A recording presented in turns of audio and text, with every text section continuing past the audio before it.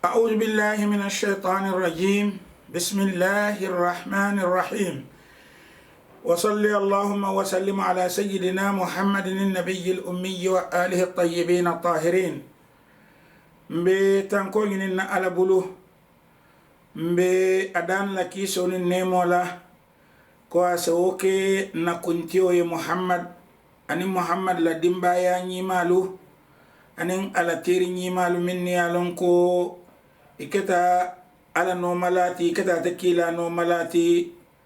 أني مومو لاتا أتكيلا نيمال سيلو كان يا نوما كتابو سنين الكيامالون وكولا مبادمولو مبي فلولا كال كونتون كغامبيانكو بي كونتون كبادمو بي كونتون غامبيا كانولالو غامبيا سيلالو كي كونتون Gambia la independango sabo kamala sanjita lulu anim feng Gambia betamo kan kubanko miya lonko aya fango sotole kabo amara la folo lubulu wayatina mbe ala dan la fo ala se Gambia dingol fango la se Gambia tamandi ko bankolu minnu independent ke fawta mandi nyamin independent koto wala koto nyinti ko mbelola no mfango yele bara koto manke yindi ko nim moma nyanka konta ko su dunia karo mu mebela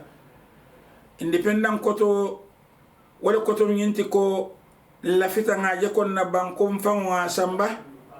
na banko beta silo min kan jannin ka independent fe wala man nyabo woya tinna lafitan fanwan na banko samba banko adingol le nyanta kala lolati ka banko yin samba woya tinna banko dingol lata nyokan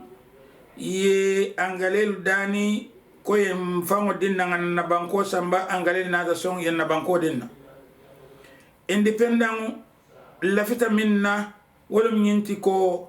banko karambungo itaraje dindingol be karanna damin minni maranun mfe wolbi ka woke anyama wala na lafta mfanga ke mfangoye lopitano itaraje jaralo nyanda kala lopitano min kono minni mara jannin kamfango soto wolka ke nyamin wobuka nyabo wala nan ko fonga mfango soto na banko kata nyamin kamala karola yirwa la karola ku la karola minni mara wolle ka foko abe kala nyamin ngaje ko woman ben lafita mfanwa ke mfanwe bari tumo min nga nyin kuma bo sangita lulu nim feye ko mala na tam fang soto ali ngam fanwo nyin kanu ba fo ke fang soto ka independent akoto min yinnati ko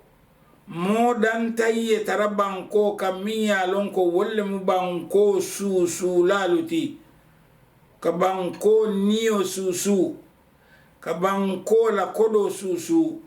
ka banko la fen mu me beta ya ke ifamo tati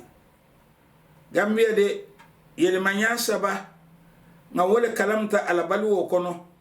wato minna angalel biye wol bota je na alfaba nata min seke sa Dawda Kairaba Jawarati wo bota je yaya jamenata wo bota je Adama Baro wala biyebi ni yele masabo min ngake Gambia dingolu alinga nyaay lenga jibe bang fo ni yele masabo ay fenne dinna independent to ba fo amam fende na ye fo ay londino mfango yele ba fo ayen tu jondin joyala nyon Adama din kotangol yele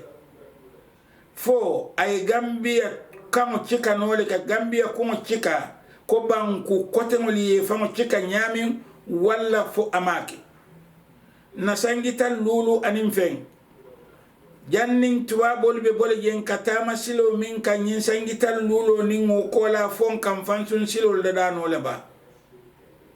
na sangita lulu nim fen jannin tubabol ka bojen ka karangul min nuke birin tubabol bote yin sangita lulu kono fon ka wosi fal nga falin ne keno woto ba lobitano min be mbulu tubabol wato min ne bije lobitano be nyamin anin na nyin sangita lulo kono ala fa soto jele ba fo ngana so le soto je adama dingolu kungole ke la bankolu tamandi wo kungolu hakilo le kataraje hakilo nengol le ka hakilo la miro anin ala kesia anin ala kol kenya nengol le ka woitandi ntol dum birin ngam fango soto fon nengolu wala kadiyamu hakilo la kuoto ba wala mandi ne wala kadiyamu hakilo la kuoto Gambia independent ba fo man independent Gambia nin independent jannin ka independent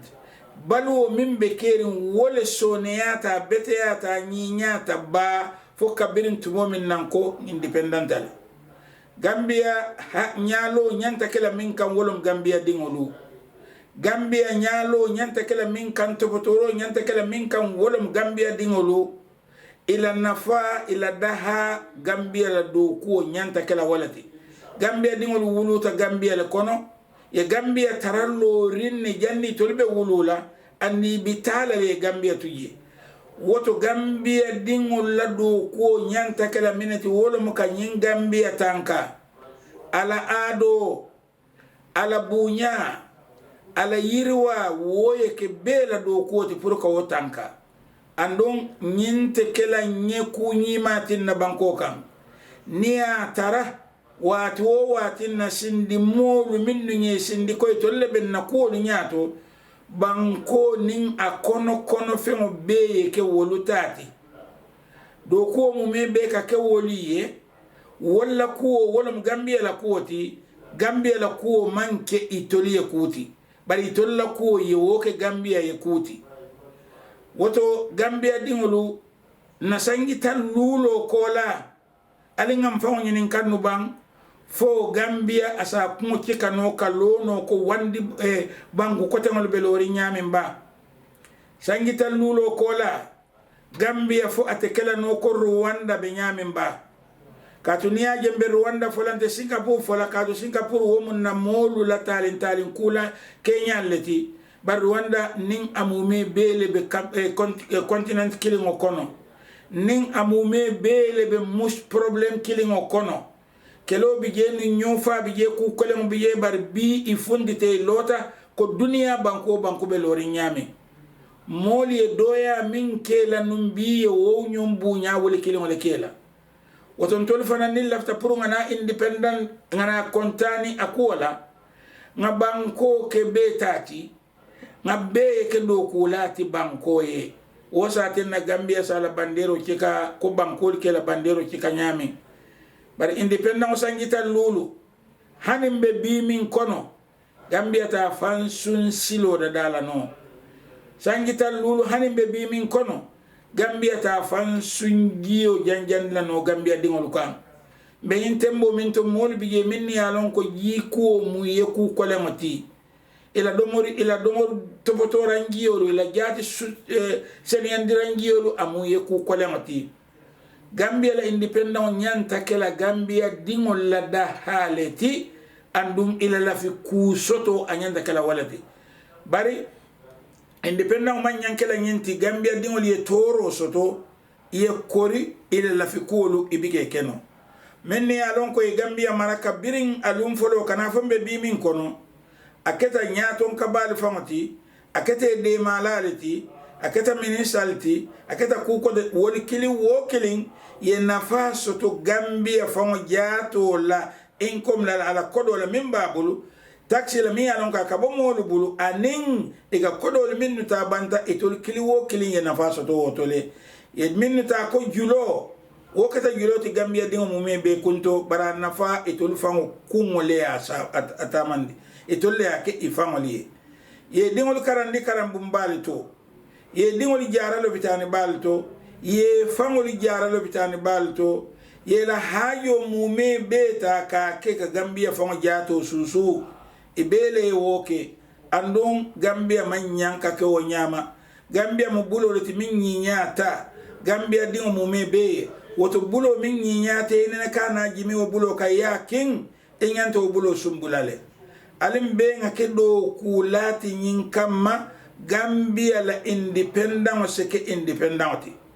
alinga doku kenun semfansum mano domo nga doku kenun semfansum kabo domo nga doku kenun amfansun nyolu domo nga doku kenun amfansun tiolu domo nga doku kenun ngabo kabo dending wandi molula ngam fangen nu kadeng wandi molla aketa tubabol tuo wala aketa arabol ti nyunu kili wo kiling inila nafalomu andu inila torolom nafa mi ya lon ko abe gambian ko ba soto le bala wo mo afansun ko ti bar toro fana min ibasoto le bala gambian ko nyanta hakilo tula woto bakele nyimmin kadila akadila kula kama akata tubabo tuo akata arabo tuo akadila kula kama wo ko ajibe ban foila nafala bijeba niya tarela nafala bije atabar nila nafatije woto kanata ikmu chika ifangu wara doyati moli min no kadiroke ifangu kuliya kane ifangu jindi duma ita Gambia dingo moye mi yalon ko akadiro lekela naam kila nyima nyinyi tandila ko bulo min kataroke duma wala mu bulo ti min doyata bunyabe bulo ye min kadiroke wato nin independent an kana ke mbulol ye tara duma doron bari ngam mbulol fanan cikan nu santo nga folom famala bungol kono nga kata nga noro ke mfamala lan na bungol kono ko wotumo na alfa folol be nyamin korda wo korda su wo su sate wo sate nyo buntungol bije dimba yalla balwol mani buntungol bije dimba yalla balwo kabo buntungol bije dimba yalla baluwo kinti buntungol bije dimba yalla baluwo adama dingo mi ya lon ko amala baluwo marano afango ye mi ya la baluwo mara wole ta mu ati woto na independent e kem fango tati ya kana de nyin kama nko mulu minni ye maranu mallafi na mara ko ke hani bin na baluwo mu me bebe wolle bulu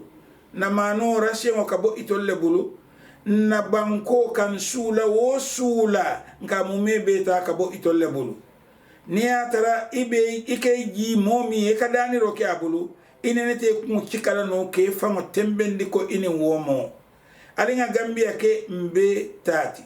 hako itara dingo mume be bulu kili wo killing ay kalam taroke ala banku di yala ay nafaso to ala banku di yato naam wato tambitale Gambia la fansoto folo alabangoto dindiwol min nigita karambongoto eni la karambunto kitabolu da mantere barni bita eni shirangol le kata karambongoto naam wato tambita le Gambia la fansoto fulanjango kono wati kunata dindiwol la doko manke fendi foka nyaton kolu da makatara doko la waliye karamuto dindiwol kita doko lati katalo bedo kan nyaton ko liye ke fonyo ila karamalla ngaje ko Gambia la umarar fulan jam kono Gambia dingol la ni dia ni la ni kuya ni la balanso kan ni kuya le sembo wartati anata min wuluro kula ko mi yalon ko nimman hakilo tun nin abitala bakele de wala mukafisa mante ya tarandi siyo lu da malu tema marani ya folo min tambita nun woman wo ke bar fulanjango ay wo fisamante ya ko dundi bake jamalum mandin koti jamalum jolati jamalum surwati jamalum shikotenti woto na independent nyanta kala minti wala mu Gambia dingo lula independent Gambia dingo la independent ye fam soto ye tami la banko kan ko nyanta tamala nyamin mera dan la fole senin almanta ben jari fananga ben innamu albadi masidi ali jani wassalamu alaikum wa rahmatullah